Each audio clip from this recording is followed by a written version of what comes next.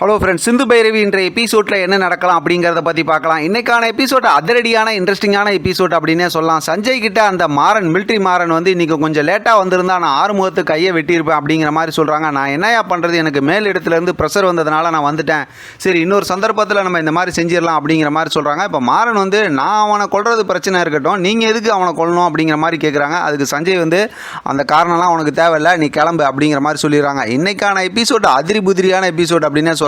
வழக்கம் போல் நம்ம ஆறுமுகம் வந்து அட்ராசிட்டி பண்ணியிருக்காரு அப்படின்னு தான் சொல்லணும். இப்போ பைரவி தூங்கிட்டு இருக்காங்க. ஆறுமுகம் காதில் பூவெல்லாம் வச்சுட்டு ரொம்ப பவ்யமாக காஃபி போட்டு கொண்டு வந்து கொடுக்குறாங்க. சரியான காமெடி ரெண்டு பேத்துக்குள்ளார நடக்குது. ஆனால் இடையில பார்த்தோம் அப்படின்னா காயத்ரியோட எனக்கு நிச்சயதார்த்தம் நல்லபடியாக நடத்தினதுக்கு வந்து சஞ்சய் தான் காரணம்னு சொல்லி பைரவி பேசுகிறாங்க. அப்பையும் ஆறுமுகம் வந்து விளக்கம் சொல்ல பார்க்குறாங்க.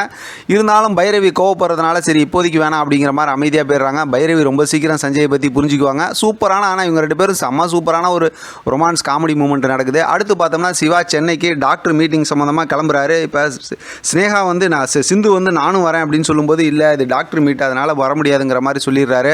இப்போ சிந்துக்கு வந்து அப்படியே ரொம்ப சோகமாகிடுது. அடுத்து பார்த்தோம் அப்படின்னா இப்போ அன்னபூர்ணி வந்து பேசினதுக்கப்புறம் நான் வந்து சிவா கிட்ட பேசுகிறேன்னு சொல்லி சிவாவை கூப்பிட்டு பேசுகிறாங்க. அது தனியாக போய் பேசியிருக்கலாம், ஹாலில் உட்காந்து பேசுனதுனால அந்த பக்கத்து மகா வேறு அதை கேட்டுக்கிட்டு இருக்காங்க. இப்போ சிவா வந்து பார்த்தோம் அப்படின்னா ஒரு கட்டத்தில் சரி கூட்டிகிட்டு போகிறேன்னு சொன்னதுமே இப்போ சிந்து சொல்லவா வேணும், அப்படியே வானத்துக்கு பூமிக்கும் குதிச்சு ரொம்ப சந்தோஷப்பட்டுக்கிட்டு இருக்காங்க. அடுத்து ஹாஸ்பிட்டலில் பார்த்தோம் அப்படின்னா ஸ்னேகா வந்து சிவா நம்ம ரெண்டு பேரும் டாக்டர் மீட்டுக்கு சென்னைக்கு போகலான்னு பார்த்தா என்னை விட்டு நீ சிந்து கூட வரியா, சரி நீ கூட்டிகிட்டு வா, என்னால் நீ பண்ணுறதெல்லாம் டாலரேட் பண்ணவே முடியல, ஆனால் நீ சிந்து கூட வருவ, திருப்பி போகும்போது நீ மட்டும் தனியாக தான் போவ, சிந்துவை நான் சென்னையிலே சமாதி கட்டுறேன் பார் அப்படிங்கிற மாதிரி இப்போ ஸ்னேகா வந்து ஒரு சதி திட்டத்தை போட ஆரம்பிச்சிட்டாங்க. அடுத்து பார்த்தோம் அப்படின்னா சிவாவும் சிந்துவும் வீட்டில் இருக்க எல்லாத்திட்டையும் சொல்லிவிட்டு இப்போ சென்னைக்கு கிளம்புறேன் அப்படிங்கிற மாதிரி கிளம்புறாங்க. சிந்துக்கு ரொம்ப சந்தோஷம். சிவா கூப்பிட்டு போகும்போது பார்த்தோம்னா காரில் அப்படியே ஆடல் பாடல் சந்தோஷத்தோடு ரொம்ப சந்தோஷமாக சிந்து போய்கிட்டு இருக்காங்க. அதை வந்து என்ஜாய் பண்ணிக்கிட்டே போய்கிட்டு இருக்காங்க.